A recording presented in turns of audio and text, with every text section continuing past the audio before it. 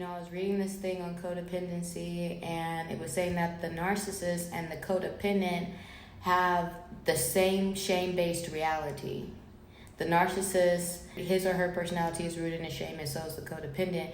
And for the codependent just feels like, if only I can love this narcissist the right way, then I'll receive love, or I'll receive care, I'll receive the attention that I'm longing for. And I was like, dang, that is kind of how I felt in that relationship. When I was dating a narcissist, I felt like, if only I just be quiet, if only I don't say the wrong thing, if only, I be this way, then he won't rage at me, then he won't be upset. And then I was thinking that absolutely does stem from childhood, because honestly, I felt the same way growing up.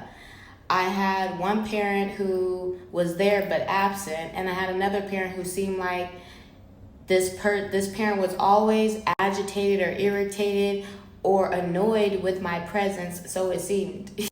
So let's say parent A was the passive absent parent in the home, but yet not participating. And let's say parent B was always irritated, agitated, and I had to walk on eggshells. And that's exactly how I felt. Parent B, I felt like I was an inconvenience. I felt like I was disliked. I felt like I annoyed this parent because this parent was always upset. And I remember I needed help with my homework, and this is the last time I ever went to parent B, because I told myself, I made a pact with myself, I will never ask this parent for anything else. And I first went to parent A, and parent A passed it off on parent B, said, go ask parent B. So I went and I asked parent B, and parent B was like, what do you want? And snapped. That's like a rage, And I felt so small and ugly. I just felt like, how the hell am I supposed to know how to do this? I'm a kid. I'm asking for help with my homework. And that's the response when I come to ask a parent for help with my homework, because you had a bad day, because you don't like the marriage that you signed up for, because you had kids that you don't want to now take care for and be responsible for. You just yell and snap every single time. I don't get it. And I hated living in that house. And I remember I felt like, if I'm just invisible, this is what I told myself. And I made this pact as a young child. I remember I said, if I don't need nothing from this person, if I will always try to figure it out myself, than ever go to this parent B ever again. I will always try to figure it out. And that's why I went to parent A first, because I already knew this parent was going to be irritated, agitated, or bothered. Because as a child, you're birthed into this world, and it's like being welcome to a party. And if you go to a party and the host treats you like they're constantly bothered with your presence, they're constantly annoyed that you're here at this party called life, you're going to start to feel like you're an inconvenience. And that might make you start to question your existence. And when you question your existence, you might start to, that creates low self-esteem. And that's going to make you feel like, why am I even here? And what's after that? Suicidal thoughts. And then parents are like, why is my daughter so depressed? And it's because of you.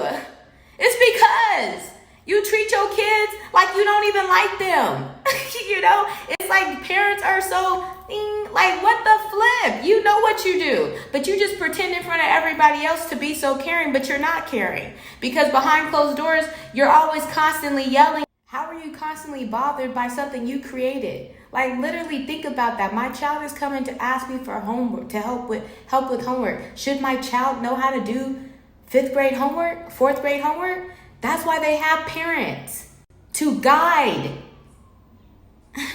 And it makes you think, I had a family member say to me, why don't you ever come to your family? Why would I? Look how my family has treated me. Why would I? And I think about it, it's because I made these pacts with myself as a child to never need anything from these people, because these people did not make me feel loved. These people did not make me feel cared for. Just because you went to work every day and provided shelter and clothing, that's called responsibility. But if you neglected me emotionally, spiritually, and mentally, you weren't there to help me develop as a woman, as an individual, as a mature adult. Because if you were, it wouldn't be a bother for me to ask you to help me with homework. That's helping me, be established in this world. That's why we go to school. Anyway, I just start this is my self-awareness. I just had these reflections this morning, and I was thinking about This is why I don't ask for help. Because as a young child, when I used to ask for help, it was met with rage. It was met with emotional and mental abuse, verbal abuse. And I'm remembering this as I'm doing the self-healing and I'm doing my self-reflective journaling. I'm remembering that I made this pact with myself, and that pact, that was a survival tool that helped me as a young child to live with an emotional, manipulative, aggressive person, egocentric parent who was constantly worried about their needs versus the needs of their child and their child's development. But as an adult, I have to be responsible for myself, and I do need to advocate for my needs, and I do need to speak up, and I do need to have healthy boundaries.